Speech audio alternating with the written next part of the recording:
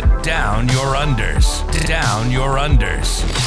Review and dissection of content from some of the sharpest minds in the game. Hosted by Adam Camilleri. Art of War. Down Under.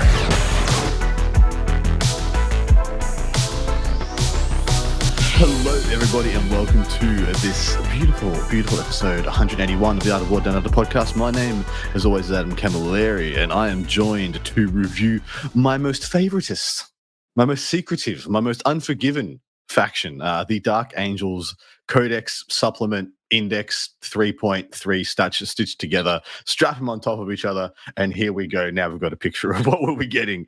I am joined by the only man qualified to sit next to me and do this. Actually, sorry, there are many, but this is the only guy who you know, I could get on such short notice. I'm joking. It's John freaking Lennon, everybody.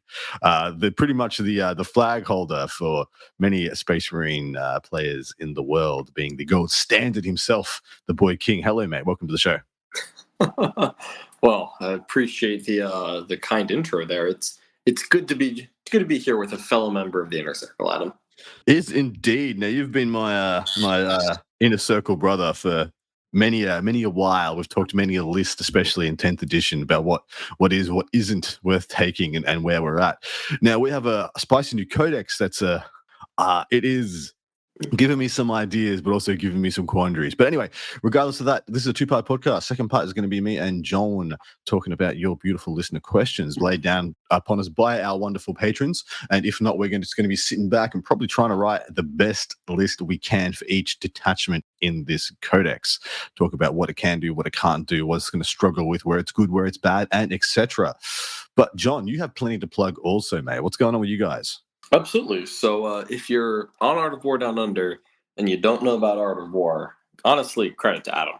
But make sure you check out all of the wonderful things we do at Art of War. If you haven't checked out our YouTube channel lately, we are still putting out live free content 5 days a week. We still have a free trial if you want to get a glimpse behind the wonderful war room. Adam, what day of the week do you publish these episodes? Tuesday mornings, 5 a.m. Eastern Standard Time. Gotcha. Well, in that case, at the time that this is going live, there will already be 2 games in the War Room with the new Dark Angels Codex. So, if you want to sign up for a free trial, maybe check it out. Now's a good time. And we'll even be going live tomorrow with another game, a third game of Dark Angels. We're going to have 3 Dark Angel games in 5 days to show all of you wonderful people. So check out the rest of the article. Wowie indeed. But those of you who know what we do know that whenever time we get a new codex, we kind of try and review it to the best of our ability from the top possible perspective, giving you guys everything you need to know to play into and play as this codex when it is released. And of course, this is the first Space Marine, supplement, the first Space Marine chapter to get their own fully fledged subset of rules. There was some people who thought that when this book came out, this faction may be blocked from accessing the main rulebook detachments. There was fears of bloat in the game. There's fears of just so many detachments being available to so many people. And I can say that is not the case. As far as I can tell, unless John is going to tell me otherwise, Dark Angel players now have 9 detachments of which to choose to build their codex, that being the 6 in the Astartes codex and now the 3 held within this codex supplement. That's correct, yeah, mate? Well, close enough. I'm not going to blame you for forgetting the first company task force. For in fact, Dark Angels have 10 detachments to choose from. Never. I mean, we'll talk at the end about how many detachments they actually have, because that it is debatable. Now that you mentioned that the fact they've got 10, it's debatable how many of them they're actually going to get used. And so we are going to pontificate maybe in part 2 about where the power lies, of course, firstly within this book and then secondly within Dark Angels as a whole. Jumping into the review, of course, Army rule hasn't changed. Oath of Moment is exactly the same. Don't need to tell you what happens there. But the Unforgiven is the new portion of this rule. Tell us the lowdown here. What is this edition? How does it work? Yeah, so I'm clearly I started on the wrong page, but I'm 99% sure that what you're referencing is that paragraph that tells you how keywords work. Yay! They explained it. Yep, excellent. So they basically are saying that you can only take Dark Angels because it's got those second faction keyword, the exact same thing we saw in the Space Marine Codex. where Calgar is both Adeptus Astartes and Ultramarines. Correct. Well, no surprise to anyone, everything in this book is in fact both Adeptus Astartes and Dark Angels. You are not supposed to take anything in the same detachment as Dark Angels if they're not Dark Angels. Also, they put a nice little fluff bit in here where they say that this can represent a successor chapter of Dark Angels, but you shouldn't use the Epic Heroes if you want to represent the first founding chapter itself. Unless you're using the first founding chapter, you shouldn't use Dark Angel characters as a successor. But it doesn't say you can't. Yes. And it only says if you want to faithfully represent the lore, which, you know what? I don't. I want Librarians and my Black Templars, but until they let me do that, we're going to be painting Azrael blue. Yeah, it just is what it is. I think that I love that they put it in there, but they can't take it back now. Baby's out of the bottle. Baby was let out of the bottle last edition, when they pretty much was just like, play everything as everything, do whatever you want. It's totally fine. And now they're kind of trying to put us back. Whatever. It goes on to say in the next paragraph, which is bordered, saying that the following units gain the Ravenwing and Deathwing keywords in addition to what they have in their data sheets. So the following studies units gave the Ravenwing keyword if they are drawn from the Dark Angel chapter. Mounted units, so in actuality, that is Outriders, ATVs, and Black Chaplains. Yep, and vehicle units that fly, so that being any flyer and the Storm Speeders. Is that correct? Yeah, Storm Speeders and all the aircraft. Yeah, easy done. Deathwing. The following Adeptus Astartes units gain the Deathwing keyword if they're fully drawn from Dark Angel chapter. All Terminator units, Blade Guard Ancients, Stern Guard, Vanguard Veterans, squads with jump packs. Land Raiders, Land Raider Crusader, Land Raider Redeemer, Repulsor Executioners, and all Dreadnoughts all gain Deathwing. We will talk about these when they're relevant, if they are relevant. Ominous. Yep. Very ominous. Everything you'd expect to get the Ravenwing / Deathwing keyword does get it, and they were thorough enough to give it to the transports and dreadnoughts the way that they have in the past. Correct. All right, we're going to jump into the first of our detachments. We're going to quickly skim the Unforgiven task force. Of course, I have already reviewed this, and there have been some very minor changes. There is a caveat on every single detachment stating restrictions with an exclamation point. So it must be important, right? Your army can include Dark Angels units, but it cannot include any Adeptus Astartes units drawn from any other chapter. So no Victrix Guard, no Sanguinary Guard, no Death Company, etc., etc. Pretty self-explanatory, and that's going to be on all three of these detachments. But we have one more thing we forgot to do, because we always do this before we review. We give our hibbity hot takes, mate. Give us your hot take on this codex, and what do you and if you feel free to expound what you think it means for the wider Space Marine chapters. Yeah, of course. So I've read this book about 4 or 5 times now. I've already played one game with it. I like that they didn't go too heavy on the detachments. I thought that rules bloat was a real potential problem. I was in the camp that Dark Angels shouldn't get the Space Marine Codex detachments when I thought that they were going to be getting 5 or 6 in their own book. Because they're only getting 3, I think they are just on the right side of the line, where you can still keep Dark Angels full access to the Space Marine Codex. It's probably easier that way anyways.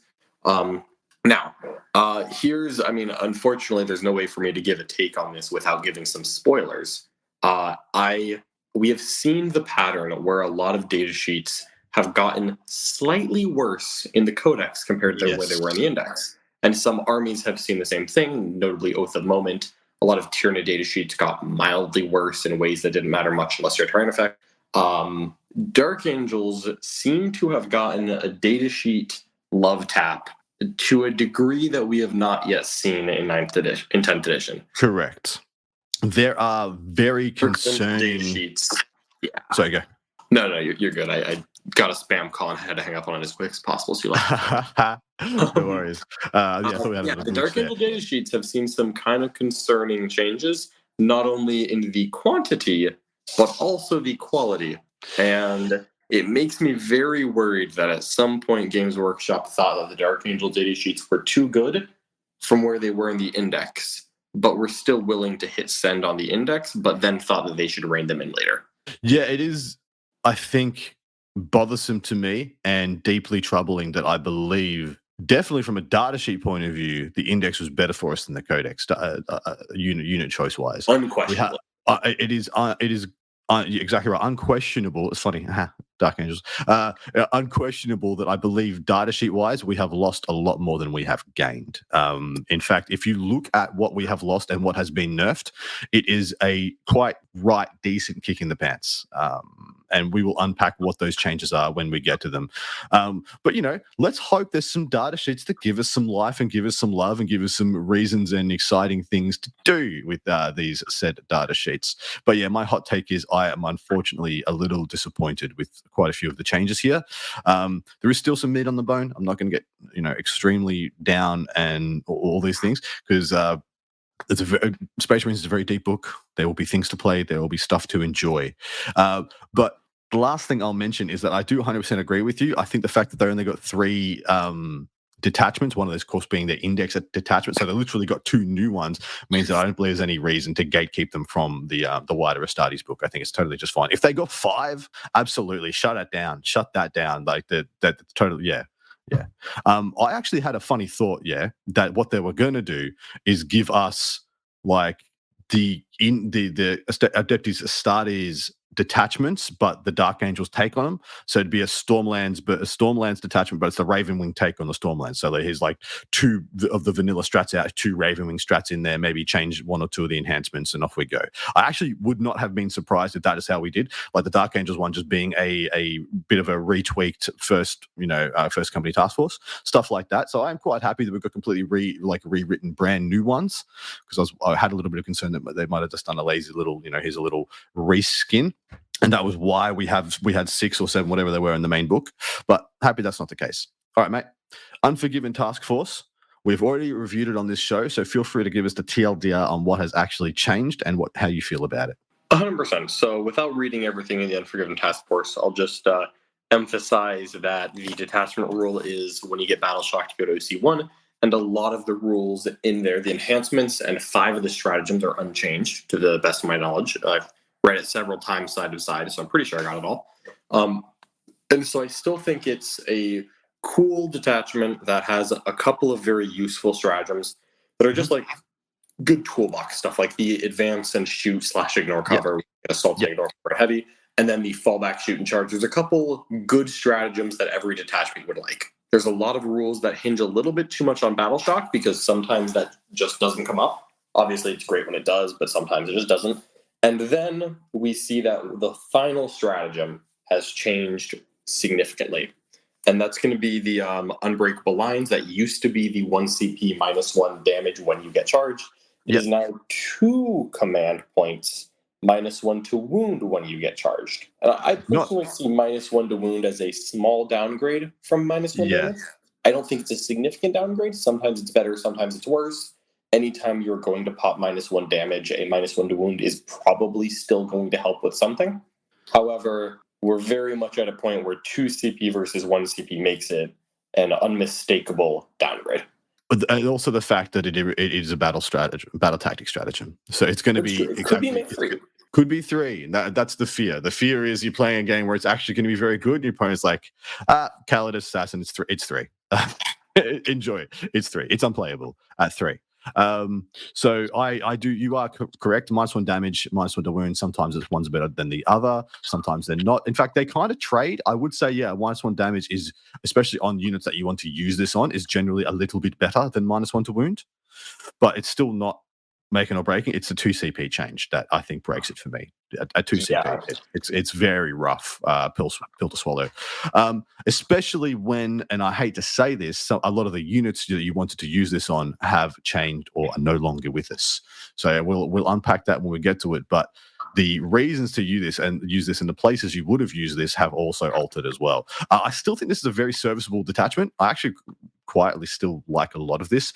Penitent of Remembrance being just a lot of the stuff in here is just paying points for something good that has an opportunity to get better.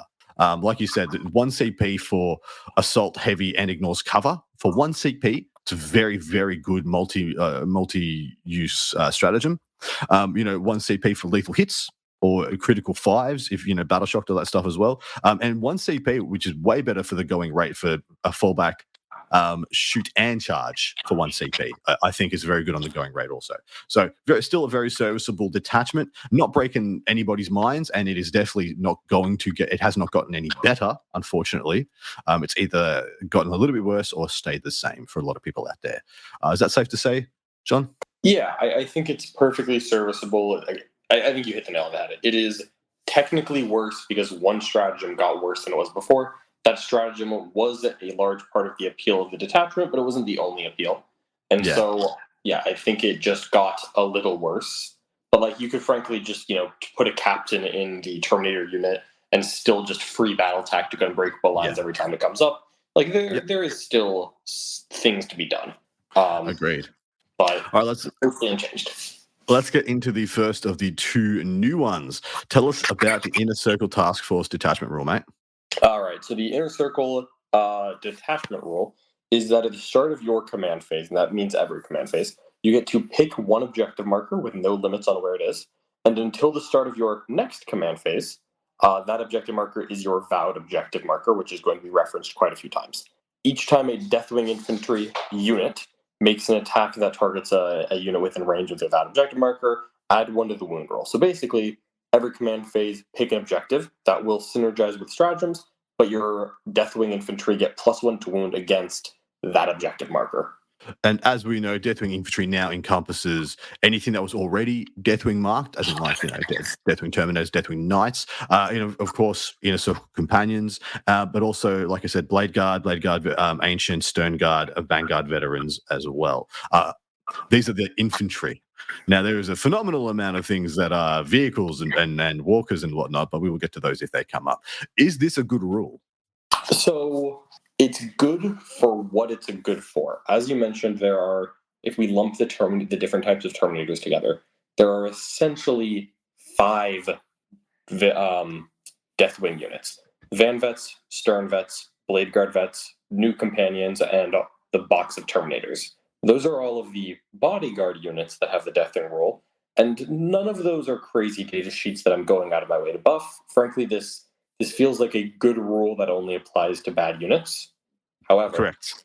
There's one thing that I have to mention now because it colors how you view the entire detachment, which is that it is for a Deathwing infantry unit, not Deathwing infantry models, which means that if you found a way by attaching a character to give the Deathwing keyword to an infantry unit that we didn't talk about, correct, that would still be a Deathwing infantry unit. He is right, people. In the same way the Canoptic Court worked with its immortal stratagem, attaching a Cryptek to an immortal unit and therefore making it a Canoptic Court unit.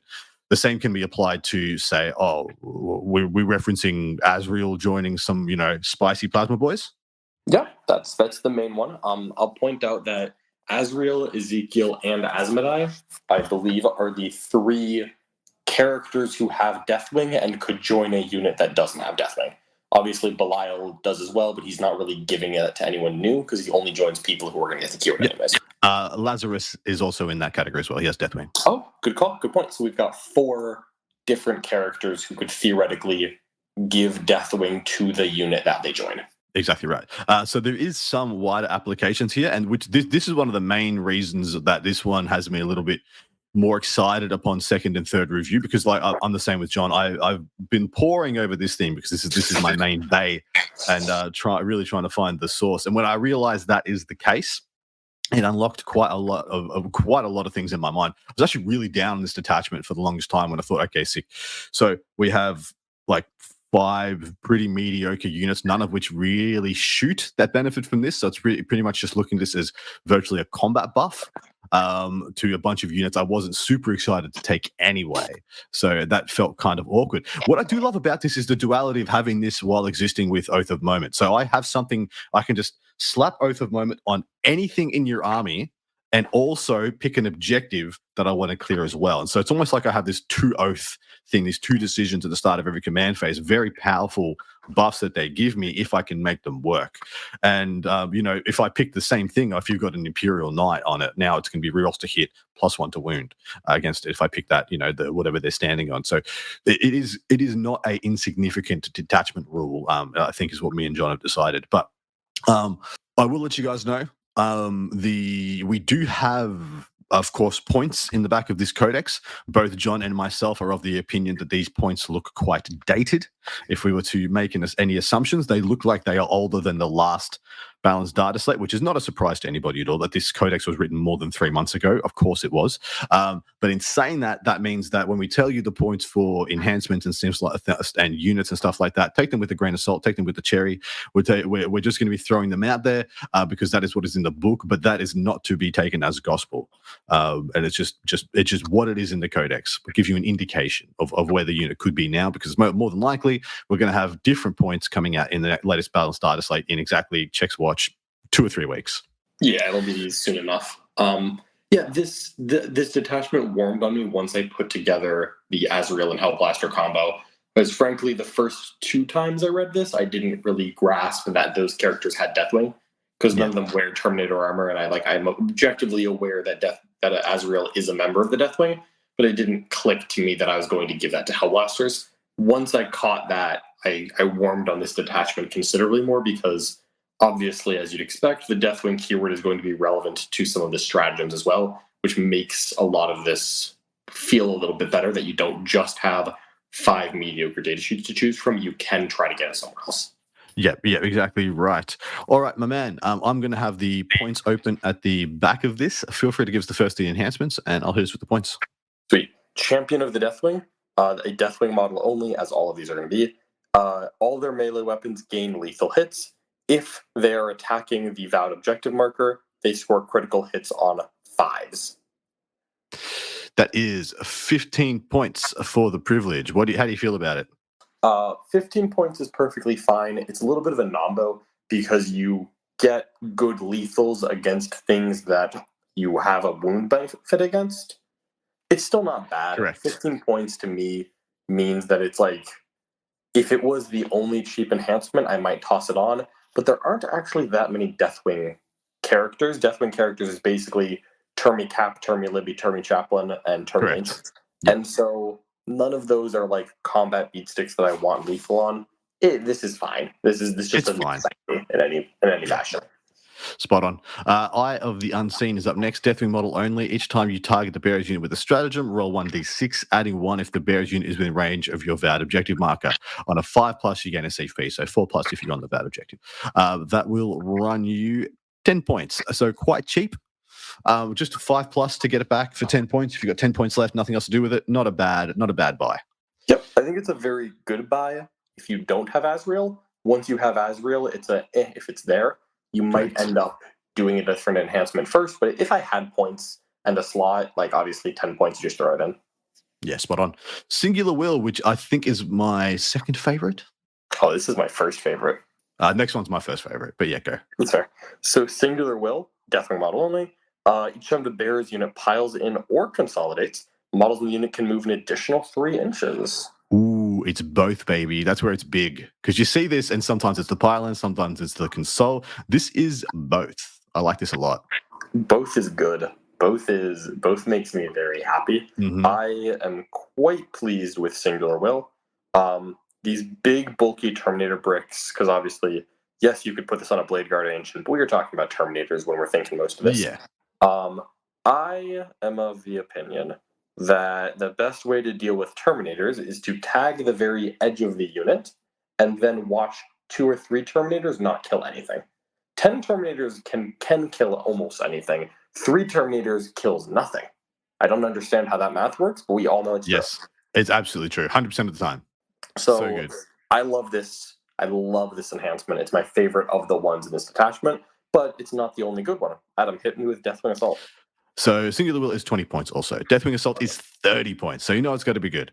Deathwing model only with the Deep Strike ability. So it's one of the Terminator characters, of course. The bearer's unit can be set up with using the Deep Strike ability in the reinforcement step of your first turn, second or third, of course. So really, you get to Deep Strike turn 1 is what we're saying. And Rapid Ingress if you go second turn 1. This really opens up the playbook and opens up the pressure and dynamics of this army. Because once you start building this army, and I have tried to build a couple lists with Deathwing Assault, you realize without this, you are just a very conventional, very fair face-up army that can just get bogged down being something that has to walk across the table. Deathwing Assault really, really changes the metrics, and especially on some of the more dense terrain tables, can be a huge problem for your opponent. Like just chucking, all Dark Angel players have by now probably infiltrated 10 Deathwing Knights. Yeah. This is essentially adding that to this list. 10 Terminators can just jump down turn one. Sorry, Matt, go. No, yeah.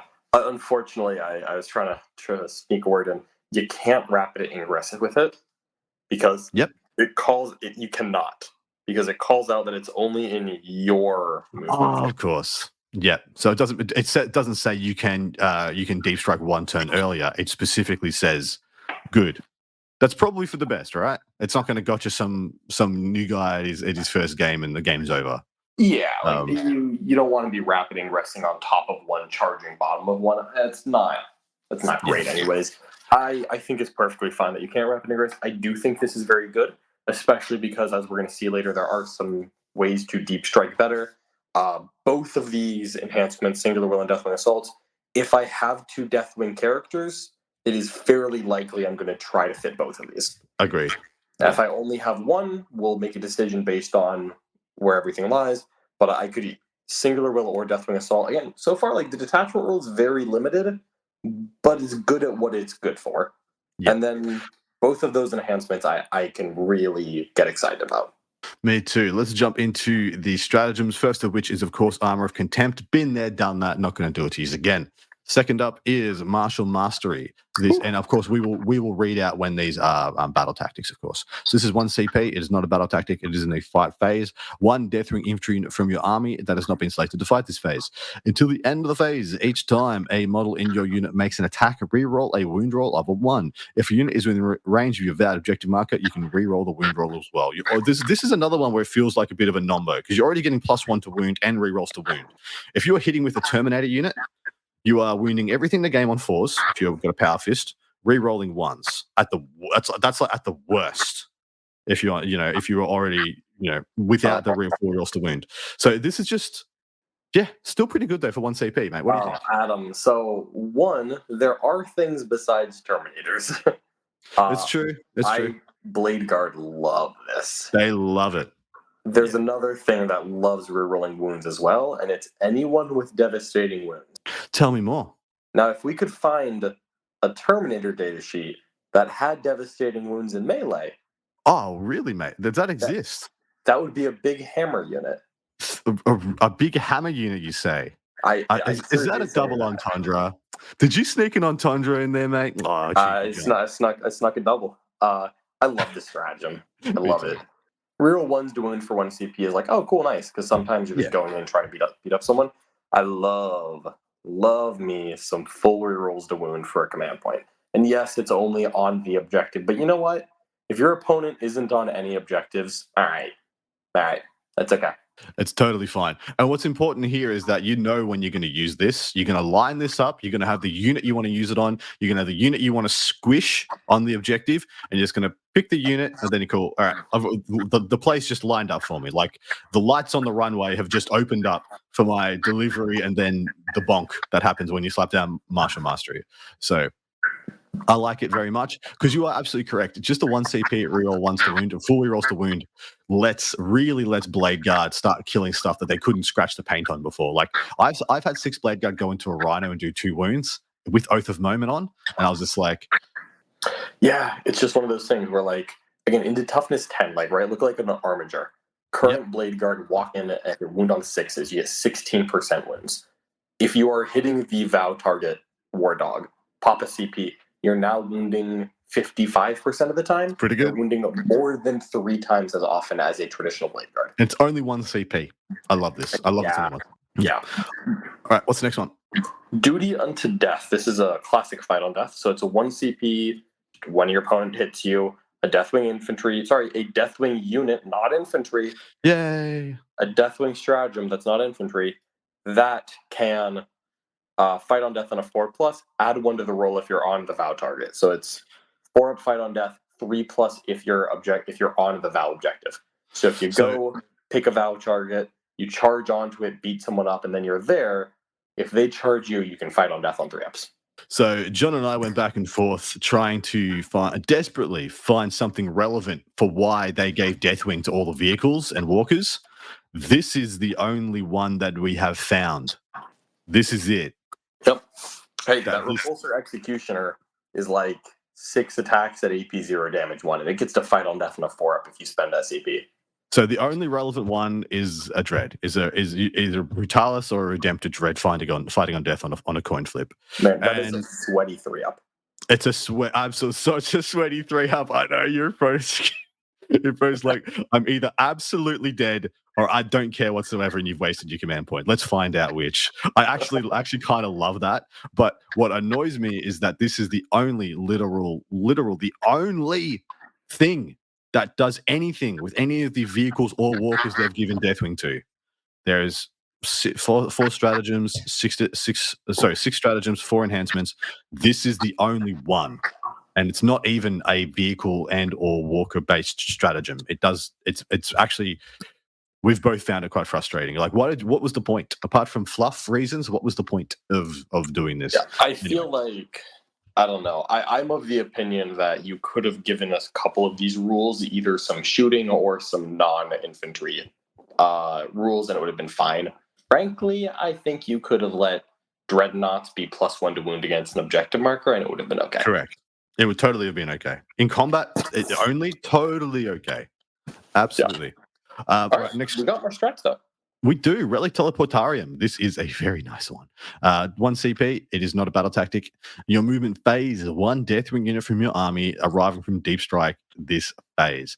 That unit can be set up anywhere on the battlefield more than 3 inches away rather than 9. Of course, they cannot charge afterwards, but this combo is very sillily with the first turn Deep Strike also. So first turn, you can, if you wanted to, Deep Strike 10 Deathwing Terminators into your opponent's deployment zone. 3 inches away. Just chuck them on down. They're going to die, but you will feel like a meme lord. What? So I think you just dropped for a second there, mate. Oh, sorry about that. All the things you just said. Just give it a 5-second pause. And then... So, yeah, jump back in. Do you want me to give it a 5-second pause and then just start a new thought to make it anything easier? Yep. And just go straight back into the green Deep Strike. I'll count you in. 3, 2, 1.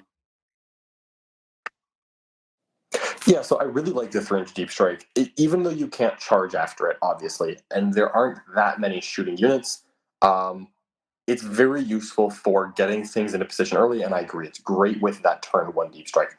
I would love to turn 1 Deep Strike a Terminator unit onto a flank objective behind a wall, where it can be very difficult to shift. And if my opponent goes first, or they have scouts and infiltrators, and they try to stop me, I'm willing to spend a CP to just slam the Terminators 3 inches away from their scout squad and say, all right, you're here.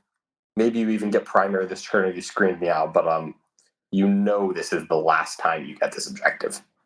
Yes. Like, you know that it's over. It's like the solution is in front of you. You can run from it, but it will be on the objective. Do regular ancients still give +1 OC?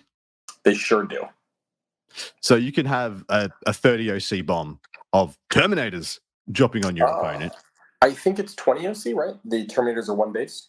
Oh, of course. Sorry. Yeah. So 20 OC bomb dropping on your opponent. For some reason, I thought there were 2 already.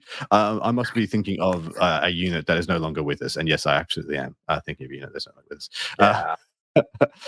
That's the foreshadowing that the Deathwing Command Squad has gone out to pasture with the new kit that's come out, which is not a surprise to many. We'll unpack that a little bit more as we go. But really, Teleportarium, absolute banger. And like you said, turn 1, just chucking 5 Terminators on a flank, and then threatening with another 10-man in reserve, just being like, well, if you commit too hard to the middle, mate, there's 10 in your backfield. Good luck. I love that duality of it. Yep, agreed. Okay, so next one is Wrath of the Lion.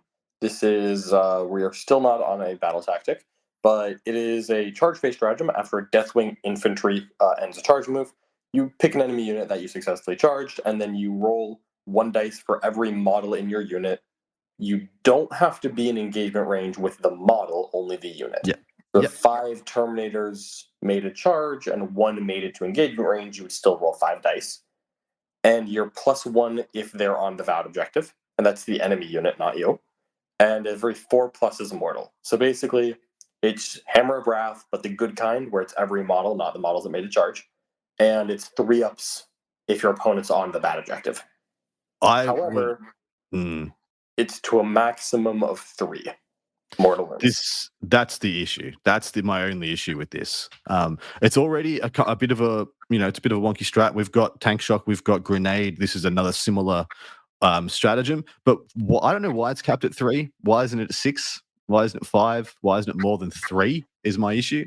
1 CP for 3 mortal wounds is totally fine. Like, it's totally fine. My biggest problem being that we have a lot of 6-mans that we're going to be wielding in this. Foreshadowing is, of course, Blade Guard are 6. Inner Circle Companions are 6. So Deathwing Companions are 6-mans. And so it's just kind of did I roll under and only get 2? I'd much rather, have a 6-man with the option of getting 4 or 5 if I'm lucky, rather than 3.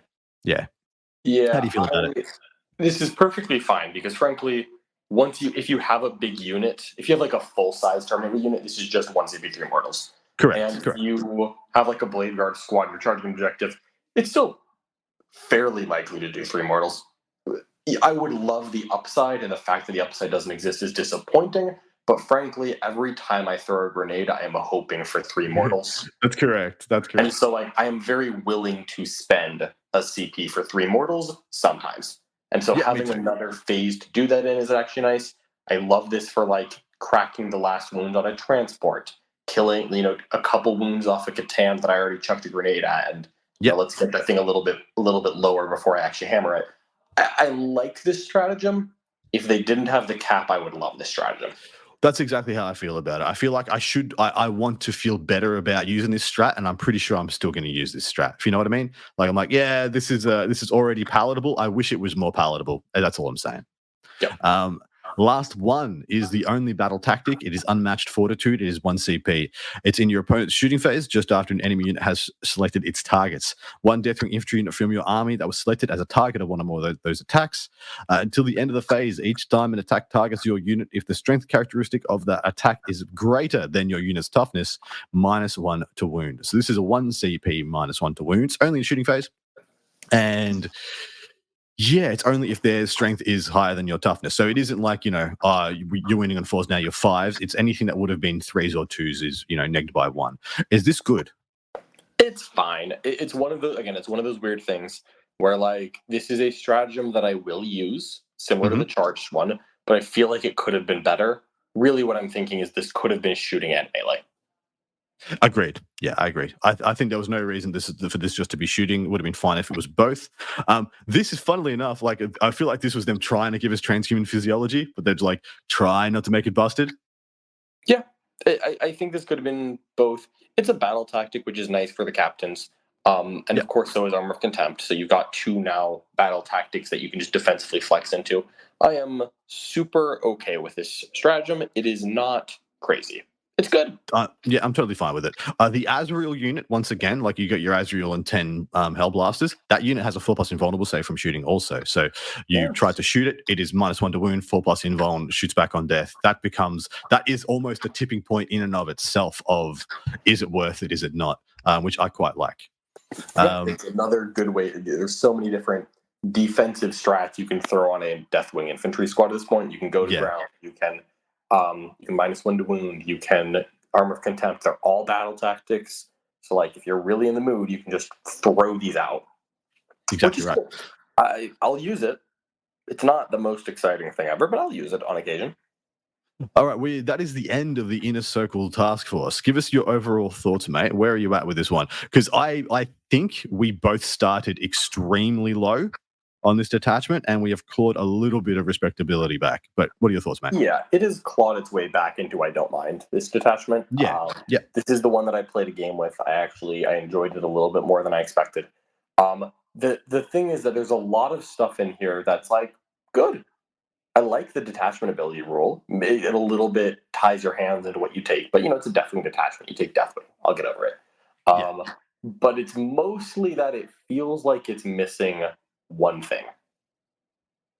It feels like it's one strat away, because there's a lot of things in this that are like, oh, that's cool, that's useful, but it's not crazy different from what I can get somewhere else. Like I can go find +1 to wound when I charge something in a Gladius.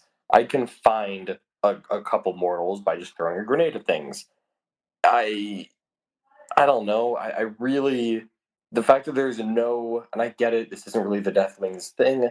There's zero way to fall back or advance and do anything. And anytime a Space Marine detachment has no way to do that, I get a little skeeved. Yeah, that's literally what I said at the start. Like without the early deep strikes and the close deep strikes, I was just like, is this just another slow Space Marine detachment? And it could very well be. If you don't make this detachment work for you, if you don't actively take stuff to make the most of those deep strike stuff, it is just another slow Space Marine detachment, which could just be bad in a lot of situations. In saying that, though, there is a lot of good in this. Also, there's a lot of things that give me hope that this could find ways and means of making it into the wider populace. My biggest issue is there's a bunch of rules here I don't mind that I'm strapping onto a bunch of units I don't love. Yeah, and that's my issue. I've written armies with this, and I'm like, okay, here's 2 units that I don't love that use these rules very well. That being Terminator units, get a huge amount of mileage out of this, especially turn 1 deep striking, close to your opponent, stuff like that, and also having great characters attached to them. And then the rest of the army, I'm like, Blade Guard and companions and stuff like that. I'm like, they're okay, I guess. What's the rest of the army? And then the rest of the army just looks like any other Space Marine army. It's got scouts and inceptors in it. I'm like, those don't benefit in any fashion from the detachment. But you have to take them because you're Space Marines, and they're the best utility you got. Yeah, like your scouts and your inceptors get Armor of Contempt and nothing else in here. Yes, correct. Armor of Contempt. That's enough. Armor of Contempt and hopefully dying for a card. That's their lot in life. Yeah, it's. Maybe it is just a data sheet problem. We will say this again for the rest of the video.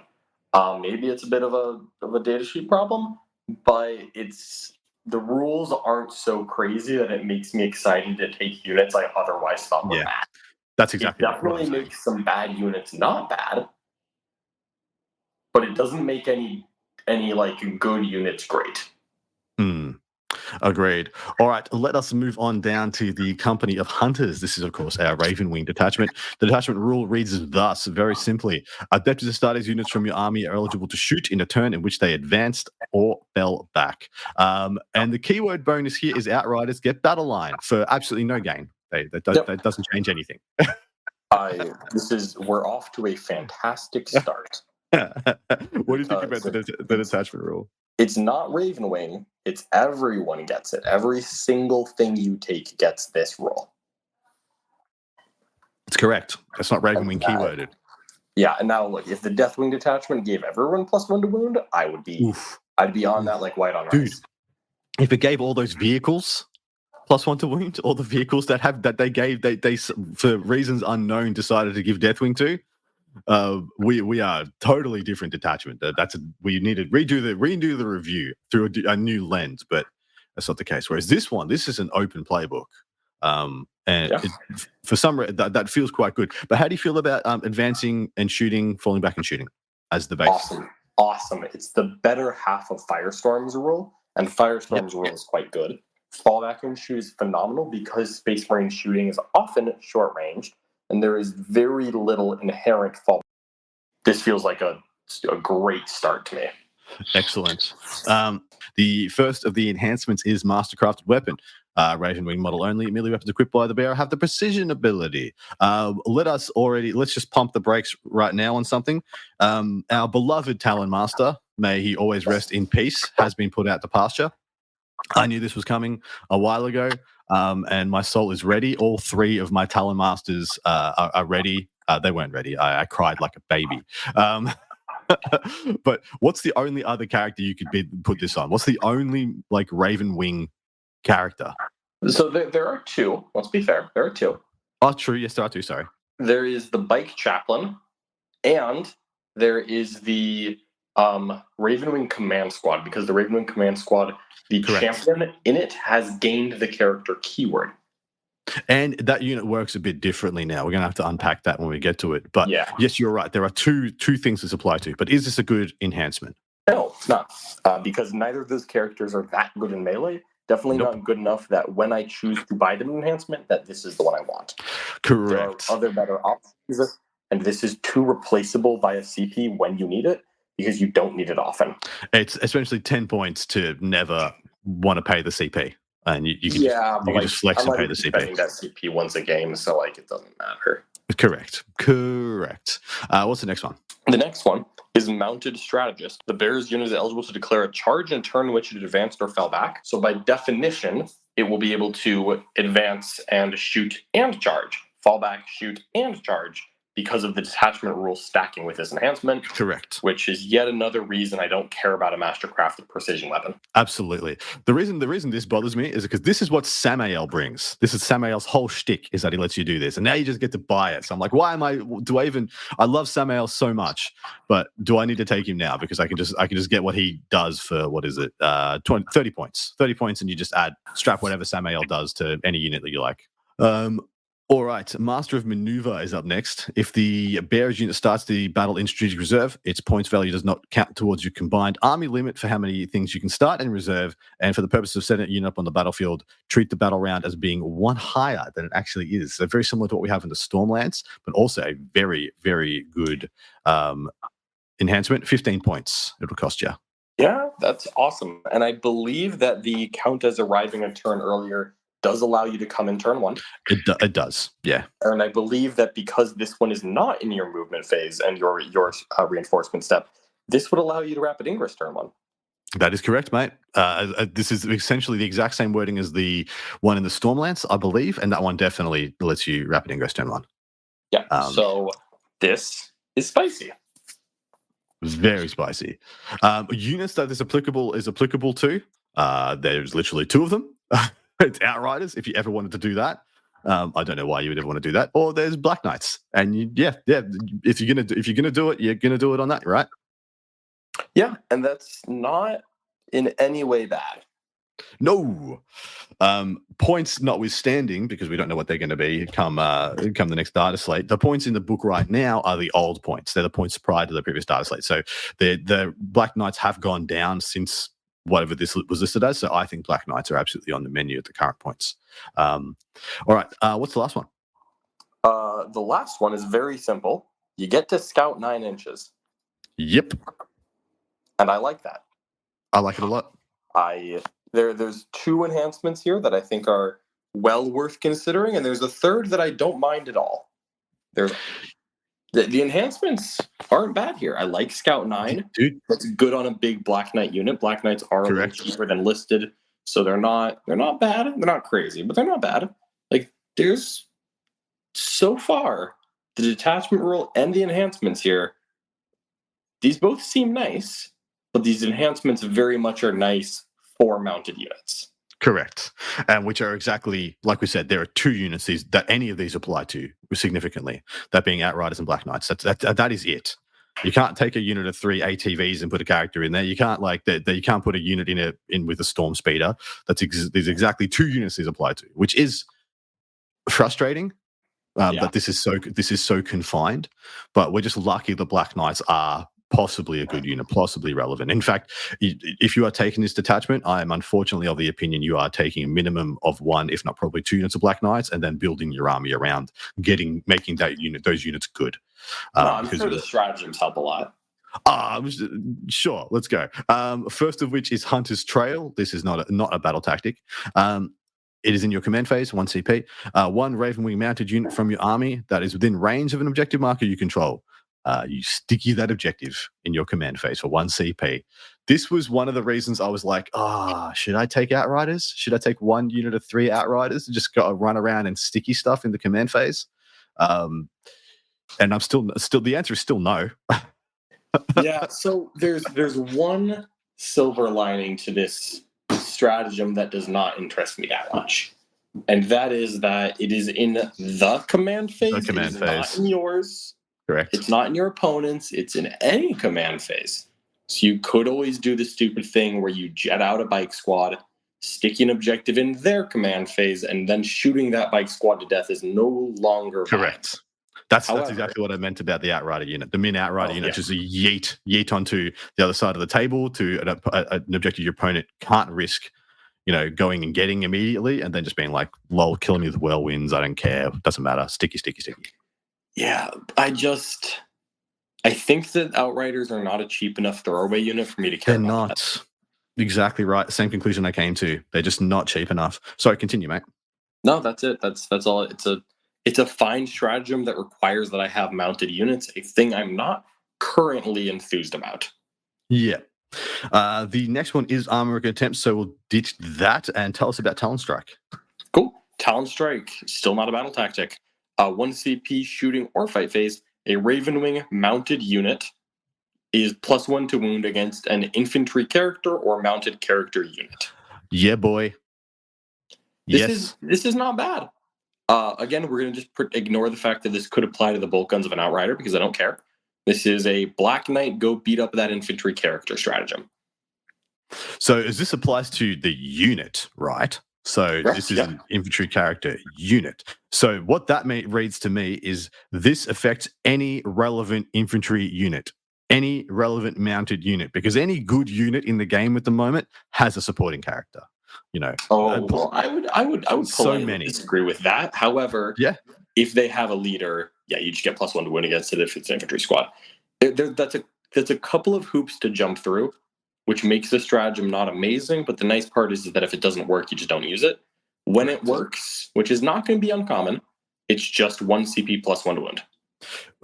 Which is a fantastic going rate. Like I said, you were correct. There are some T's and C's. That's not always going to come up.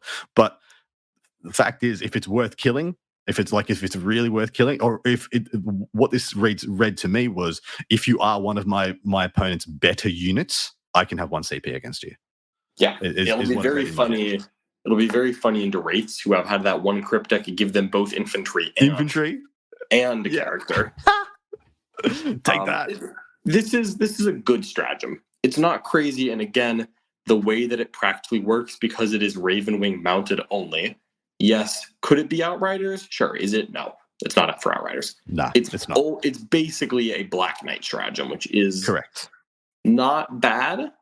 And considering that those enhancements, as far as I'm concerned, are also Black Knight only, it really is trying to force you onto a specific data sheet that I'm not in love with, but some compelling reason to take them. Yeah, the fact that this one literally says Black Knight on it, when you really think about its applications, is a little frustrating. This is one where I feel like they could have made this the powerhouse stratagem of the detachment and just opened it up to anything with the Ravenwing keyword, and all of a sudden we have to look at flyers again because now they have +1 to wound. Like, is there a flyer that really pops off a +1 to wound? Is there a storm speeder that really pops off a +1 to wound? But instead it's just like, either Black Knights make this good or don't, which I found a little bit frustrating. Still, it's a banger. Death on the Wind is the next one. This is a battle tactic. It is 1 CP. It is in your shooting phase. 1 Raven unit from your army that has just shot. Select one enemy unit that was hit by one or more of those attacks. That unit must take a battle shock test. When doing so, if one or more Ravenwing units from your army within 6, they are -1 to that test. This is a head scratcher. There are some interesting applications here, but what do you think, mate?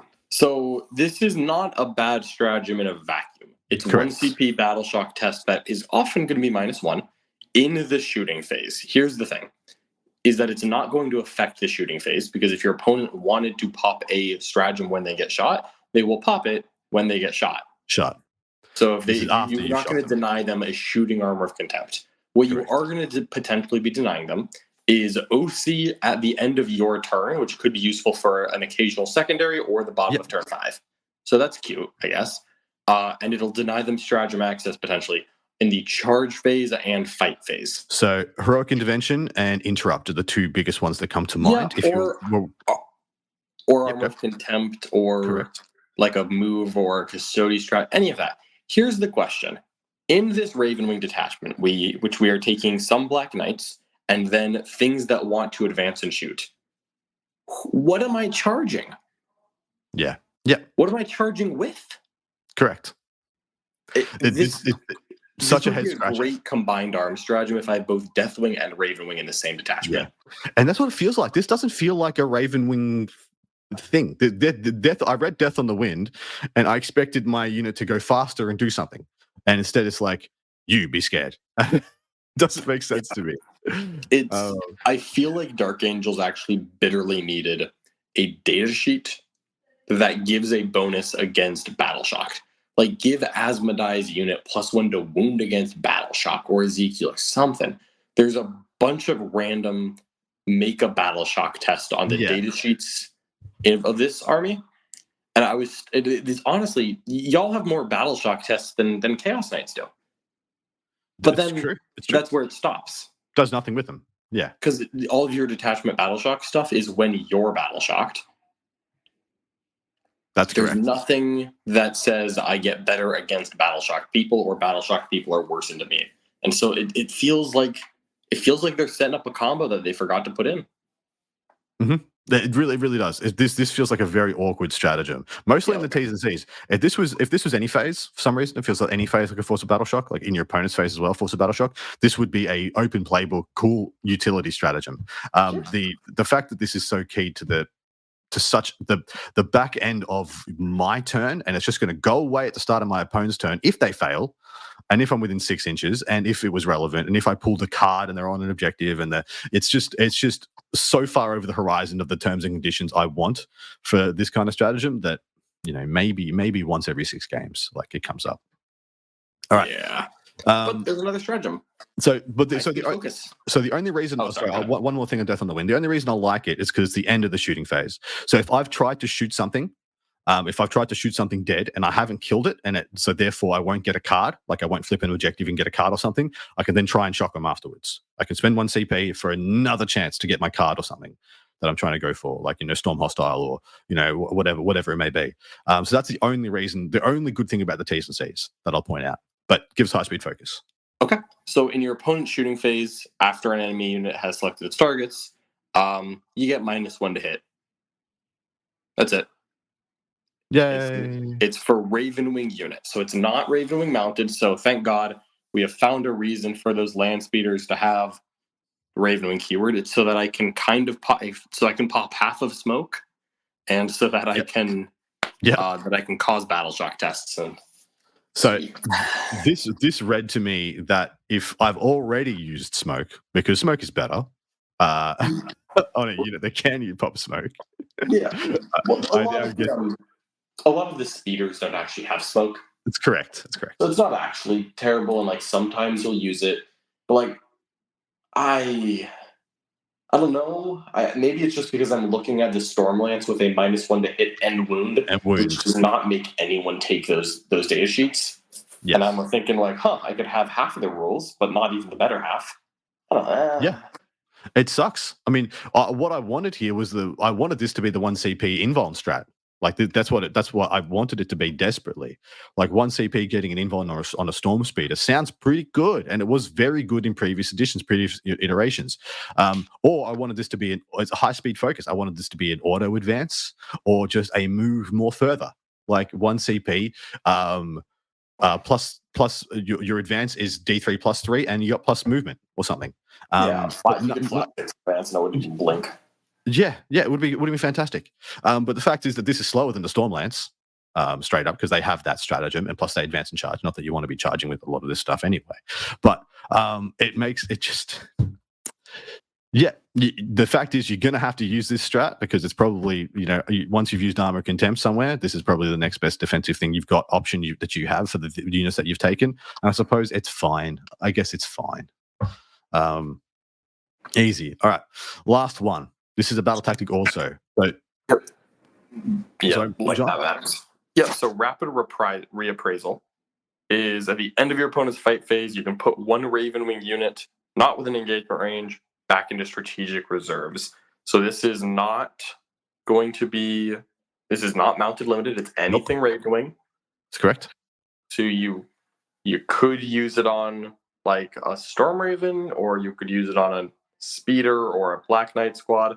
Frankly, this feels like this would be better in another detachment, because you can only use this on hyper mobile units that can advance and shoot. Yes. Otherwise, they're going to be out of the game, and what do you do it for? Yeah, so like this isn't bad. Like there's going to be a point in time where me flipping a Black Knight squad into your backfield where you don't have something ready to answer it is better than it advancing across the battlefield. Yeah, Sometimes like, this isn't bad. I'm not terribly excited about it. Am I remembering right? Do all the Storm Speeders have Deep Strike? Yeah, that is a great question and would make me feel slightly better about this. Let me get you an answer really fast. Now that you're saying that, I do believe they have a Deep Strike, which, again, does make me feel a little better about this. Yeah, I do believe that they do. Obviously, the Flyers often do. Yeah. Yes, they do. You are correct. You are correct. The Hail Strike and the others have Deep Strike. Okay, that's a little bit better for some objective play and getting angles. Yeah, I don't hate it for that application. Of course, I think you are correct. The best thing to do is to be flipping, your biggest, deadliest unit to places they don't want it to be, rather than getting a marginal increase from a single, storm speeder. But I do like it. I still very much like it, especially if they've for some reason left a objective open or objective they think is safe because it's sticky and you can just bang chuck a unit on it for 1 CP essentially. That feels pretty good. But yeah, once again, it feels a little awkward. Like all these stratagems.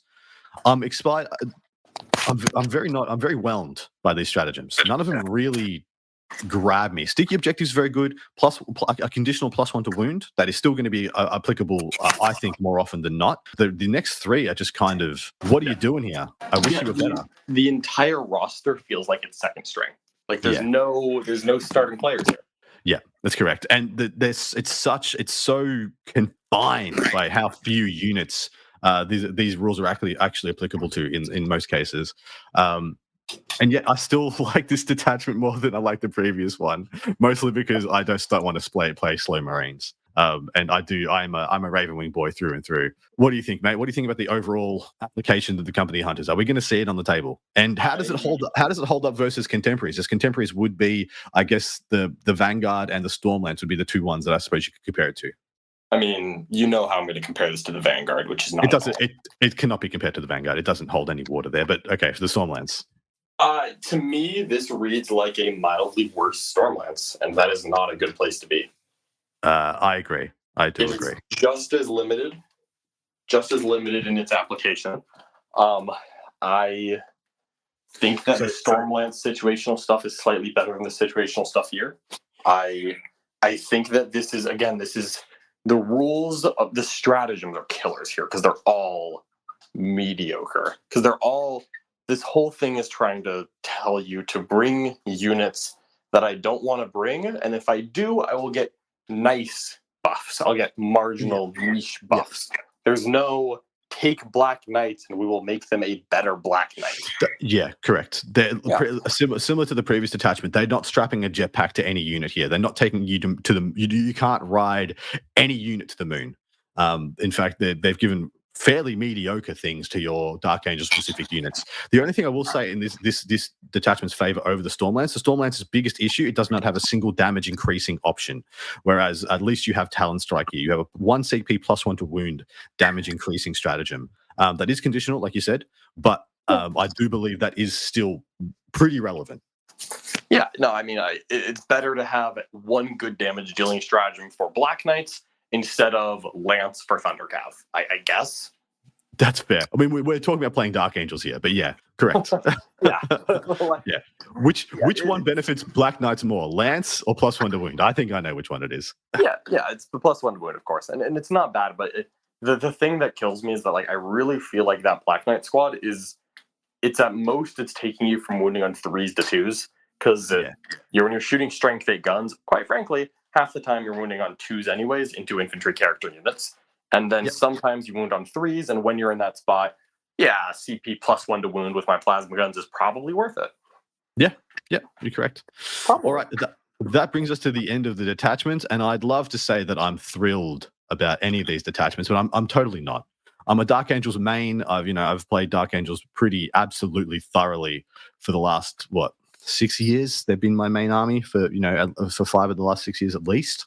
And nothing in this codex gets me especially excited. I will be playing with all these detachments, and I'm hoping that after some testing and after some crunching that I can find some things to truly get excited about. But right now, I can't see anything here that's better than a Gladius. I can't see anything here that's better than a Vanguard. I can't see anything here that's better than something in fact, you could give me both of these detachments, everything from both. You let me play both of these detachments in the same army, I still think a Gladius is better. It's kind of like a pretty awkward. Mate, what are your thoughts? Yeah, the Deathwing detachment I think has some play, but I don't think it's better. I think it is at best a side grade from the Marine detachments, and that is if you jump through specific hoops for data sheets I otherwise wasn't that excited about. And so for me, and again, I know we're going to talk about the data sheets a little bit, but you run into a twofold problem here, which is with Dark Angels, the detachments are not so exciting that I want to take the Dark Angel data sheets. And Correct. the Dark Angel data sheets aren't so exciting that I would rather be Dark Angels than Ultramarines or Black Templars. Correct.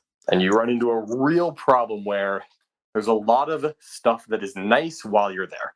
There's so many, like every single stratagem is like a third best stratagem of a good detachment. And you just have 6 of those, and there's no draw. There's very few. There's nothing to build around stratagem wise. So the hope is that there is something to build around data sheet wise, and that's also not the case. Let's go through it. Really not. Let's go through them now. The best thing I will say about this, in fact, I would say this is the best thing about the Codex. The special characters, apart from the Lion, are absolute bangers. The special characters in this, the Dark Angel special characters, are actually phenomenal. Apart from the Lion, I mean, I honestly, who besides Azrael are you excited about? I still think Samael's awesome. Yeah, I actually really like Sammy. I actually don't hate Asmodai, and I don't hate Ezekiel. Yeah, I agree with I don't hate them. But that was as strong as I was getting. I wasn't going to say any of those were amazing. Azrael's obviously a gold-plated pimp. Like that man's great. All right, so let us get to this. So the Lion has not changed. So actually, the Lion got nerfed. Lion got nerfed. Yeah. Tell us, mate. Yeah, the Lion is no longer -1 to wit. Other than that, it's unchanged. Yep. Other than that, he is unchanged. So he literally just copped the nerf. If you were taking him before because he's just like a nice, awesome, cool beat stick and he's a Primarch, he's still very much takeable in that role, but that's all he's pretty much offering. Yeah. I really desperately wanted his auras to get reworked. Yeah. Again, you're screaming for a thing to do after someone is battle shocked here. Yeah. And for some reason, he's not Deathwing. That's the other thing that kills me. Yep. Just putting it out there. Why is he not Deathwing? Anyway, he's every wing. He's all wings at all times. But yeah. Inner Circle Companions. Tell us the story here, mate. The brand new unit for so the models are great. They've got cowls and robes and some really badass swords that are bigger than a guardsman. And with those swords, you can tickle people because you're a 3-wound Marine, like a chosen or a blade guard or a sword veteran. You are a 3-wound space Marine that's OC2, and you carry an AP1 power weapon. Yay! It's 612 is the profile for these gigantic Calibanite great swords, and the great sword. They had the audacity to name it a great sword when they made it AP1. Mm-hmm. Yeah. Great? Yeah. Like Games Workshop. Are we on the same page? Yeah. Great? No, that is the world's okayest sword. It is, yeah. So it has 2 modes. It has the strike mode, which gives you lethal hits, 4 attacks, hitting on 3s, like you said, 612. Or you can do it says sweep here. It says sweep, but you still only have 4 attacks. There's not. Yeah. I expect when I read sweep, I expect sometimes double or at least a third more. But this one has sustained hits 2. So the big swing, the big stab has lethal. This one has sustained hits too. You only got 1 damage on these, so 6-1-1. But you do have sustained hits too. So with I guess with against 1 wound models and I guess slap an oath a moment there, these guys can really pop off. They are unit capped at 3 to 6, like I mentioned before. They've got 2 abilities. While a character model is leading this unit, they are -1 to hit, shooting, and fighting. -1 hit just across the board. And then each time a model in this unit makes an attack that targets a character unit, add 1 to the hit roll. So they'll hit character units on 2s. Sorry. Not like if they had 1 more rend, I'd be super excited. What? Sorry, continue. Oh no, you're completely fine. I agree. It's the AP1 on a melee unit kills me. Yeah, absolutely lays me low. They are 1 armor contempt away from being a joke, and that's going to happen unfortunately often. Yeah, the sweep is like annoying, but I don't think it's actually a big deal. Because yes, you can use the sweep to be better at killing guardsmen on a unit that already killed the guardsman that it touched. So technically, this unit is now very good at killing the fearsome 20 guardsmen plus command squad, which is important. Someone's got to do it. Yeah. But there's no invuln. There's no invuln. Ignore the fact that they carry it, that they can be modeled with a banner. That is irrelevant. They're OC2 regardless of whether or not you model them with a banner. The banner is purely aesthetic.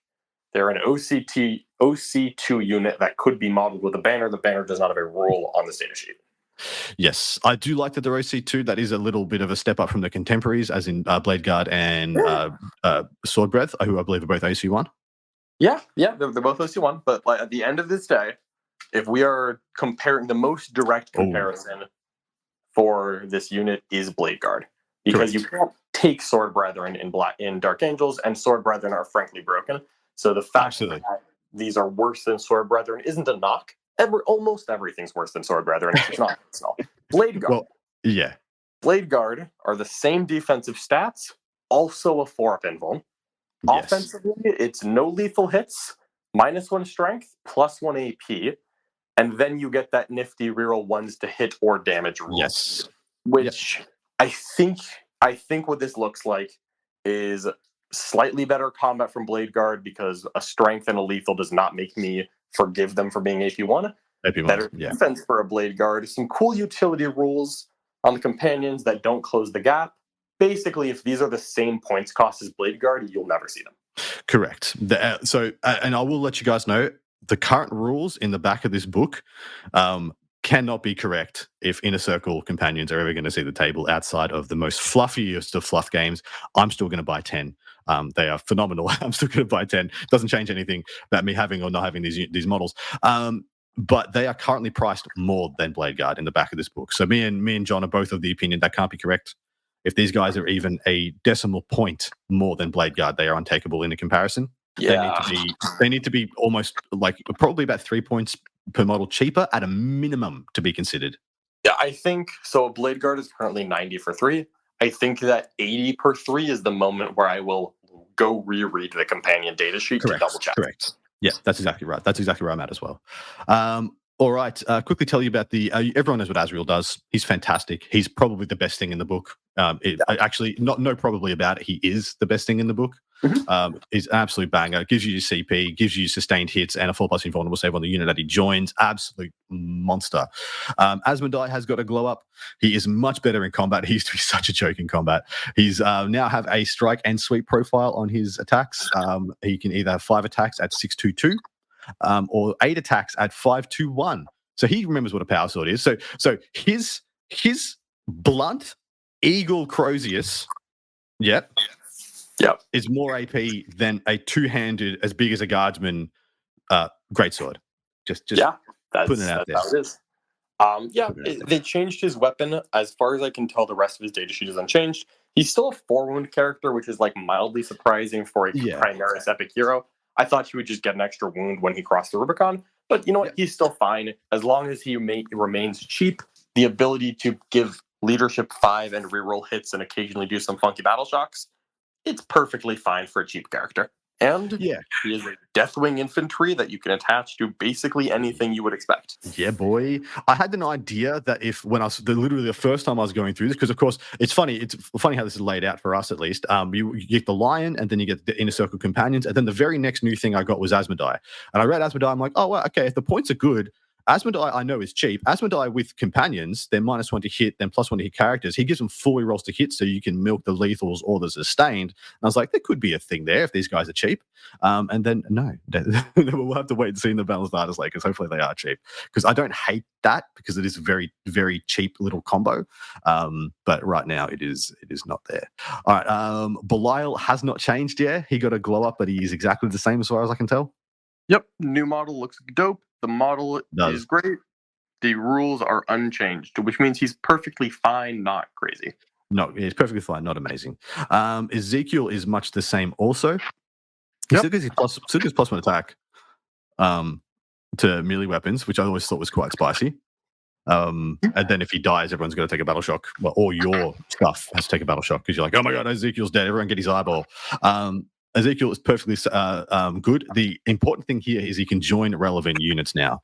He was restricted to essentially firstborn units previously. He's got Assault Intercessors, Blade Guard now. He's got Hellblasters, Infernus, Inner Circle Companions, Intercessors, and Stone Guard Veterans and Tactical Squad. So the playbook for him has opened up a lot. So he might see some more play because his restrictions were the fact that you could only take him with absolute trash. Yeah, perfectly okay with Ezekiel. Again, he is a Deathwing infantry character who can give the Deathwing keyword to all those units as well as +1 attack. Nothing wrong with Ezekiel. Good for Ezekiel. Sammy is exactly unchanged. Lazarus is exactly unchanged. Notably, Lazarus is a Deathwing model. You can attach to squads and get good old bonuses. All right, let's Deathwing Terminator is exactly the same. Let's talk about the omission, the missing links here. So the Deathwing Command Squad has been deleted, as has the Talon Master. So those are the two data sheets we have completely lost. And you forgot the Deathwing Strike Master. True. Sorry, I didn't even know he was in there because I never took one, never owned one, never gave us stuff. But there we are. We have lost another one. Yeah. So 3 data sheets down, and I'll mention that the Deathwing Command Squad data sheet is gone, and the war gear options that were unique to it are unrepresented. It's not like it got combined. Correct. It's gone. If you have a Deathwing model with a banner, that is now a generic Terminator Ancient. If you have a Deathwing Champion, that is now a fancy Captain or a proxy for a different weapon. And if you've got a fancy Deathwing Apothecary, he has a Power Fist and a Stormbolter. Yep, he's just a Terminator now. Terminator. So this is going to piss a lot of people off, but GW legitimately said, new kit, who dis, to all of us. They're just, that unit is deleted. It is gone, and RIP, rest in peace. Because what we're about to tell you about Deathwing Knights will lead you to a similar conclusion. So Deathwing Knights have had, in my opinion, one of the biggest nerfs of the edition so far. From Index to Codex, they have gone from being a 10-man to now only being a 5-man. They have gone from their weapons, their Maces of Absolution, being 3 damage down to 2 damage, and there was one more nerf. As far as I can tell, there aren't any other nerfs other than the points in the back of the book, which I have to assume which are atrocious. Atrocious, absolutely insane. The points in the back of the book are 290 points for 5 Deathwing Knights, which is, if that is correct, this is a dead unit. This is absolutely completely dead competitively. What do you think, mate? Is this as bad as I'm making out? So the 5-man is really annoying. I actually think a 5-man is still a pretty decent squad at the current points in the MFM. Time points. Yeah. The Mace of Absolution nerf is pretty annoying.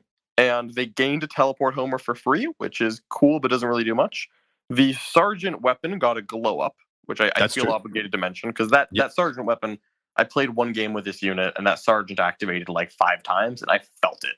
Which Sergeant weapon did you take? Because his flail is now rebranded to the Great Weapon of the Unforgiven, which still has devastating wounds and sustain hits 1. 622 is the profile, but he has a second weapon, which is a relic weapon that he can take now, which has lethal hits and 6 attacks at 722, which is pretty spice. Yeah, so I like the 2 Sergeant weapons still. Like, that's good. I feel like we have to mention the power. I was gonna say the Calibonite Greatsword, but that they get because they get a giant sword in the new kit. Giant It's sword. actually just a power weapon. Surely that can't be the case, mate. Surely the brand new amazing Terminator kit with brand new weapon options has to have a good sword, right? Yeah, the sword it's a power 5 attacks, weapon skill 2, which is awesome. But it's strength 6, awesome. AP 2, great. Damage 1. GG, dead. God. Up until the end did they have me. Man, it's so disappointing. I mean, I am of the opinion that Deathwing Knights, for what they were able to do, were erroneous in many situations. Like -1 damage, infiltrating 10 of them. I mean, deep striking 10 of them now. You know, with first turn 3 inches away from your opponent in matchups where people can't handle them, could have become toxic. And so, yeah, cool. 10 men down to 5 man. That almost takes care of that problem already, because it's a 5 man. You can now just walk away from it. They're slow. There's no advance in charge. There's no way to make them faster. But then they actually don't kill anything. They don't do anything. A regular Terminator with a power fist is so much better than a Deathwing Knight with their Mace of Absolution or power weapon. It is so infuriatingly tragic to me. This used to be a Thunderhammer, and now it is strength 6 -1/2 damage. It's exactly the same, apart from hitting on 2s, it's exactly the same as a Calibonite Greatsword that the companions have. It's absolute. And it doesn't even have lethal hits. They have lethal hits. Oh my God, they have lethal hits. This doesn't even have lethal hits. Theirs is better. Piss off. Yeah, this is just it's not pretty. It's the -1 damage to the, and they still have -1 damage to the data sheets. They're still thick as a box of Snickers. Yes. But the Mace of Absolution nerf, coupled with the power weapons being a slap in the face, God, they gave that model a beautiful damage 1 melee weapon. Good golly. Yeah, the model I could still see a 5-man to hold space, because it is very hard to shift, and they are still perfectly capable of beating up a trash unit that even attempts to get near them. But they are not the same as they were. And in my mind, this is a 5-man that you 3-inch deep strike onto a flank objective and try to leave it there. Correct. They weren't going to shoot anyway, deep strike them behind a wall and be, these guys, like you said, thick as a bar of Snickers. Do you have the time, and can you be bothered? And a lot of the time your opponent's going to be like, yeah, no, I don't. This is an interesting change. The Ravenwing Command Squad still exists, because of course the kit still exists. Sorry? I think we skipped the Terminator Squad. I was going to circle back to it, but fair. Let's do it now. No, let's circle back. No, we're doing it now. The Terminator Squad. The Deathwing Terminator Squad is now your bread and butter Deathwing unit. Especially if you were taking the Deathwing Detachment, this is the unit that gets full. Well, firstly, this is the only unit of Deathwing infantry that actually shoots worth anything, and therefore is the only one that's going to get any mileage from the fact that you get +1 to wound against your VAD objective marker from that detachment. What are your thoughts here? I'm of the opinion these guys are necessary, but I don't love having to take them. Oh, I honestly wasn't. I wasn't going to take them. So this is a vanilla Terminator unit. They no longer get Thunderhammer, Storm Shields, and Lightning Claws. If you want those, you go to the Assault Terminator data sheet in the Codex. Correct. This is just a shooty Terminator unit. It is, wargear-wise, a copy-paste of the vanilla Terminator data sheet, but it can also take a plasma cannon. So it's a bunch of Storm Bolters and Power Fists. You can turn as many Power Fists into Chain Fists as you want. 1 per 5 gets choice of Assault Cannon, Cyclone, Heavy Flamer, and now a Plasma Cannon. There's the very small caveat that the Sergeant cannot choose to take a Power Fist. He's stuck with a power weapon. Lol. And they get a Watcher in the Dark, they get a Teleport Homer, and they get the better against the Oath target rule from the Index. Lol. Which is better than the version that Space Marines have for some reason. That's true. That is true. The biggest buy-in for the Deathwing Terminators, though, was that you used to be able to mix and match. You used to be able to take anything. No more 2 Cyclones and 8 Thunderhammer Storm Shield. That's not real anymore. Yes, and so the biggest reason to take these guys is kind of gone. I mean, the only reason to take these guys, literally, in my opinion, is if you want the better version of the no issues more better versus the Oath target, and you want plasma cannons. That's it. That's the only real difference, right? Versus vanilla. Assuming the points are roughly equal, you get a Watcher in the Dark, which is just going to be useful once a game. Yep. It's unchanged. It's a 4 feeling pain against mortal wounds. And what I mean, by the way, just to clarify for the index version, is that against the Oath target, the Deathwing Terminator squad is +1 to hit and ignores hit weapon skill ballistic skill mods. Yep. For reference, the Codex version of that is +1 to hit, no ignoring anything against the Oath target. So Correct. if they end up at the similar points or very, very close points, ideally the same, this is the same thing with a plasma cannon that you're not going to buy because I don't trust hazardous on Terminators. You're just going to take cycle and missile launchers, call it a day. And then you're going to just say, well, you know what? For the bundle, I ignore hit mods into the Oath target and I get a Watch in the Dark. And that's better than the vanilla version. I personally like Assault Terminators better because I like 4 wounds and I like dev wounds on my reroll wounds and melee unit. Yes, I agree with everything you said. So there's still no shooting on our infantry units. Hey, it's Hellblasters and Azrael. That's what you're shooting. That's true. That's true. But you know what I mean. You know what I mean. Now, Deathwing units, not Deathwing, a joined character unit. Yeah, sorry about that. Ravenwing Command Squad has changed in its modality. It used to be a unit in and of itself. Now it is a unit similar to a Dark Commune or a Company Command Squad that you attach to another mounted unit. Of course, that can be Outriders or Black Knights. I have considered what this looks like if we just try and essentially just hide some Black Knights in some cheaper Outriders, but that is a caveat in my head that requires Outriders to get cheaper again. Yeah, they're already cheap and not good enough. But what is interesting here is that you can take a unit of 6 Black Knights and add 3 more Black Knights to it, which have all the spicy things that you remember. They have +1 advance, +1 charge, +1 OC, and then the Ravenwing commander there, the actual champion, is now a character you can give stuff to. You can give him enhancements and upgrades. The issue here is that now that you've attached a character to here, you can no longer put a chaplain on this unit, which was the best thing to put on Deathwing Knights because you gave them, Black Knights, because you gave them devastating wounds in their shooting, which was phenomenal, and you can't put Sammy there, so there's no advance and charge and shoot and fall back and charge and shoot. But you can buy that for an enhancement. So this is an interesting way, but I suppose GW has done well because this could have gotten out of hand and gone into Death Star territory if I could chuck a chaplain on this unit as well and or Sammy. But still, this. What do you make of this? Do you think the Ravenwing Command Squad is a good change? And do you think there's any applications with Outriders or Black Knights? I think there is application. The Apothecary resing a model every turn is nice. It should be said that the profiles of the Command Squad are identical to what they were before, with the one exception that the Command Squad models are now 4 wounds. So in a Black Knight squad, you do have a 4 wound Ancient, who will be the first model you kill if you're getting hit by damage 1 through 3. And then you will res him as a 4 wound guy in the front every turn because he's always going to be there in time for the OC to matter. So I like the Command Squad. I'd also add they're starting OC too.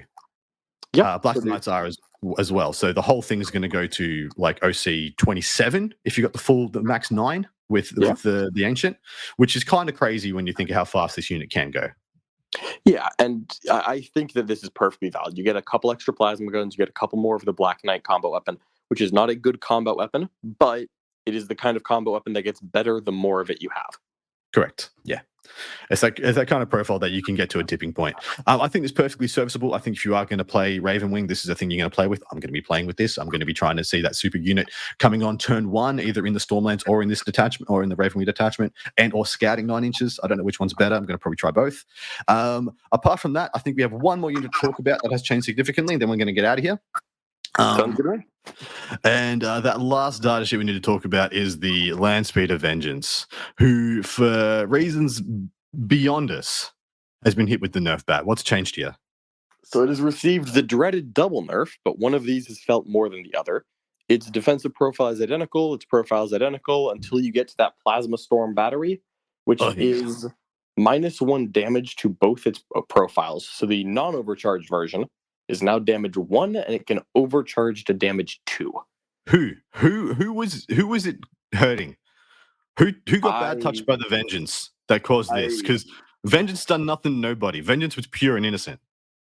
Yeah, the Landspeeder Vengeance was a really cute tool that was useful, and it wasn't crazy, but it was like, oh, I enjoy putting a couple of these on the table sometimes. I didn't take 3 of them in every Dark Angel list. I ran Dark Angels without Vengeances several times and didn't miss it. Yeah. But I liked taking it a couple times. And when I took it, I was like, oh, this actually feels kind of good. Me too. I chopped and changed. I chucked them in. I chucked them out for gladiators. Chucked them back in. Chucked them back out. It was fine. It was perfectly. I chucked them in and out for storm speeders as well. They were perfect in that like rotation of which one do you think's meta better. And now they need to be. I'm of the opinion that they need to be sub 100 points to be still relevant now. Even then, that's a question mark. But yeah, they need to go down significantly because they need to be cheap enough to spam. Otherwise, they don't matter at all. But yeah. It's now because I was taking one and I think I took two of them once. Now I need to take three of them, or I'm not going to bother. What's the other change? So the shoot back when something near them dies, it has been limited, so it is no longer just once per turn. It is once per turn, no matter how many you have. Correct. So it's once per turn, one of them. Because it used to be that if you took 3 vengeances, something I did, and then you put stuff near them, and someone shot and killed that scout squad, all 3 vengeances would turn on a dime and shoot them. Mm-hmm. And it is now 1 vengeance once per turn can shoot after a thing near it dies. Yep. And I don't know why. I don't know why they decided to nerf so many data sheets. I mean, I understand that I would personally have considered doing the 10 to 5 on the Deathwing Knights and changed nothing else. I think that's a good change. Yeah, I think it's a good change. It stops the Death Starness that people are currently struggling with, because I've had players complaining about 10 Deathwing Knights and a chaplain starting on their doorstep turn 1 and just being like, oof, I'm ill-equipped already to deal with this, and now I can't push them out of the middle 2 objectives, and the game's just kind of over. And so I definitely want that to be removed, but them losing damage, and I'm really hoping the points in the back are nothing near what they're actually going to be, because otherwise they're a dead unit. But man, I'm not feeling great about Dark Angels. I got to be perfectly honest. They are my number 1 and my main, and regardless of what I say here, I'm going to be playing them. I'm going to be playing them thoroughly in all modalities, but I'm not excited, and it hurts me. Tell me your opinions. Please tell me I am wrong as well. There are a small amount of things here that are interesting. Asriel is still a phenomenal data sheet.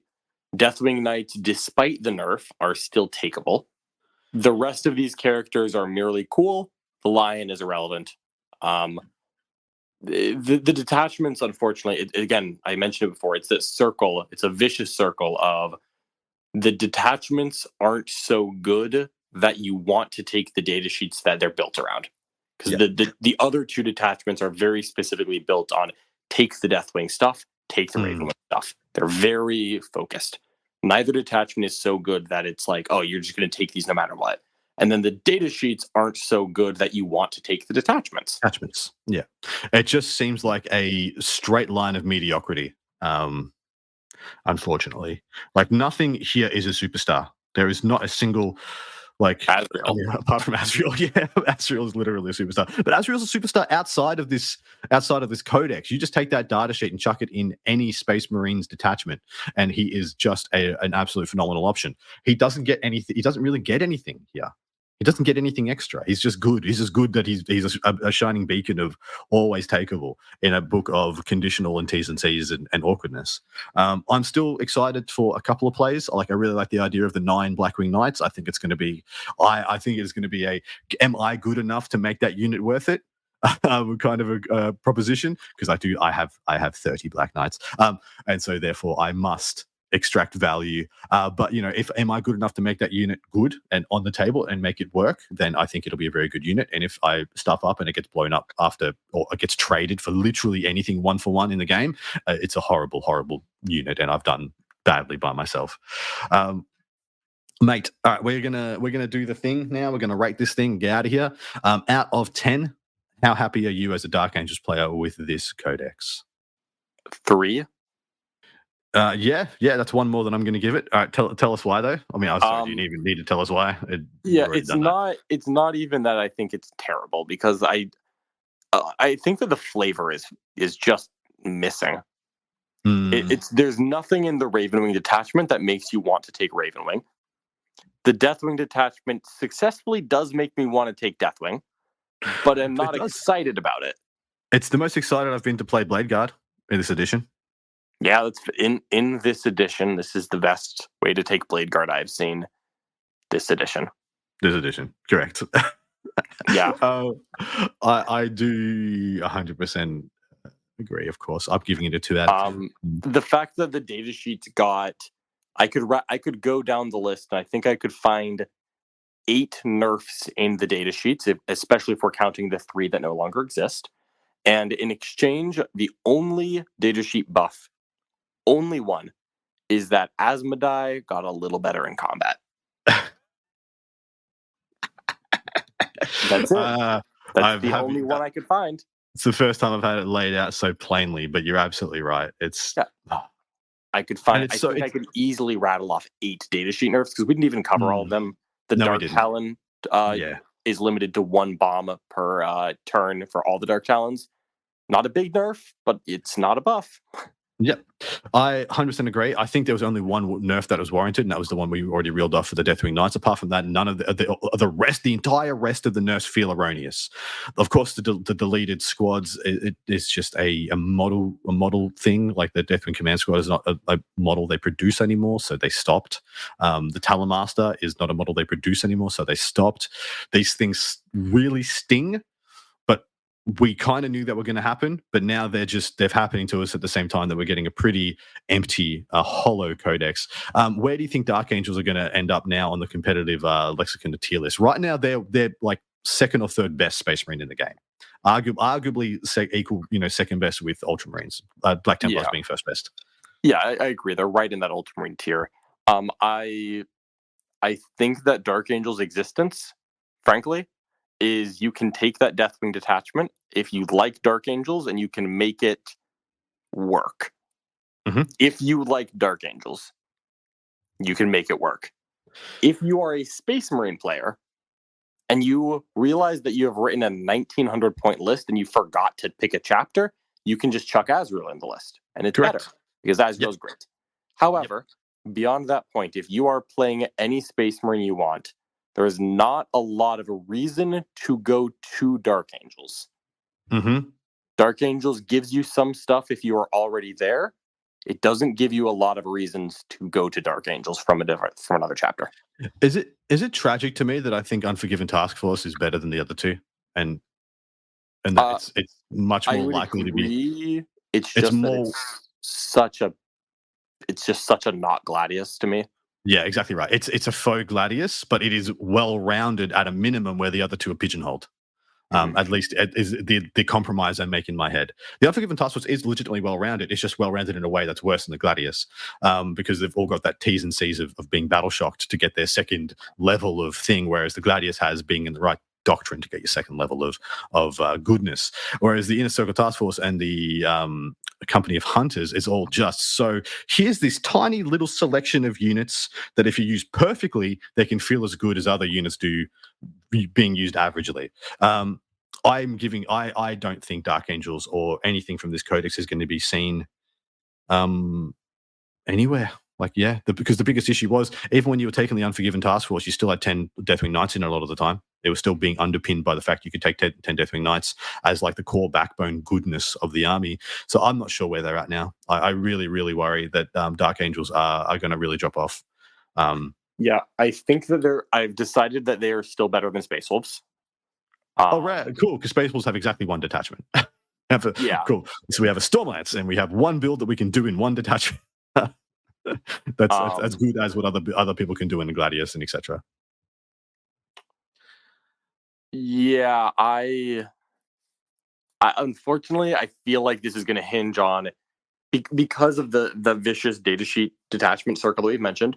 If the datasheets end up kind of cheap, I think we're gold. I think we're riding. Yeah, same. Dude, legit. If the data sheets are what they're printed at in the back of the codex, which again is fake and not real, but it's the only thing we have for a week or 3 or whatever, then this is worse than Space Wolves. 100%.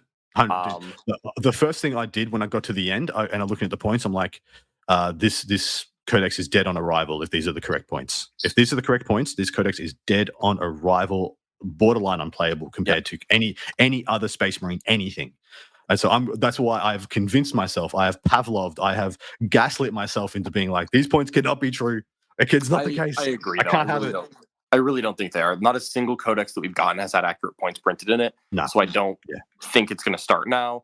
And I also, frankly, with the Space Marine Codex, they were very willing to go in and make a couple of points drops right when the Space Marine Codex came out, especially in the aftermath of the Oath nerf. I think that if they're doing the same thing here, I think Dark Angels are going to be fine. Unfortunately, because of Codex creep being a thing, it is generally considered that coming out of the gates fine is not a recipe for long-term success. I don't think this is coming out as a chapter that is appealing for an all-around Space Marine player. So my biggest issue, I think, and this has been in my closing thought, I love Dark Angels. I'm going to play the hell out of this book regardless of whether it's better, worse, whatever. I'm just going to do it because that's just me, and I love the game, and I love the hobby, and I'm still passionate about my factions. I'm not excited, and that's the biggest issue. I'm getting a brand new codex for my number one faction in the game, and I'm not excited, and that's the biggest indictment I can tell you about this. Nothing here feels thrilling. The Ravenwing Ravenwing, that was the whole point. You felt excited playing the game. You felt excited and janky, and you felt like you had a big playbook, and now they just feel... I don't know. Do they have an identity? Is there a flavor? I can't put my finger on it if there is yet. I'm hoping it becomes apparent to me if I play a couple of games. But anyway, we're going to close this off. We've doom and gloomed enough, mate, and I do hope and pray that we are wrong and that some gold can be extracted out there in the wider universe. And please in the chats, in the whatevers, please tell us we're wrong. This is like the time of when one of my factions gets a bad codex, I want to be wrong so much. I just want to be absolutely incorrect. But mate, John, you've been an absolute champion, an absolute legend. Thank you very much for coming on. This is a very long episode for 3 Detachments, just showing how passionate John and I are about this faction and how much it means to us. But John, good luck to you, mate, in all your endeavors. I look forward to watching all your War Room bat reps with the Dark Angels. Actually, I'm probably going to go watch those. It's the second they're up. Quick one. Don't tell us which ones, but do you win any games? I recorded one of them, and you're not going to know the order I recorded them in. I have already won a game. Oof. Yes. So, all right, well, cool. As much as I don't think that this book is crazy, I don't think that we're coming up yet there. Mate, if John Lennon can win a game with it, anybody can win. All right, we're out of here. Thank you very much, John. You're an absolute chat legend. And yeah, go over and check out some War Room goodness. Thank you for listening to Art of War Down Under, a content review podcast for Warhammer 40K, hosted by Adam Camilleri, produced by Seamus Ronan. Enjoyed the show? Want your lists reviewed and the content you heard put into practice? Sign up to our Patreon and connect with us online or on Facebook. Just search for Art of War Down Under. Signing out from tomorrow.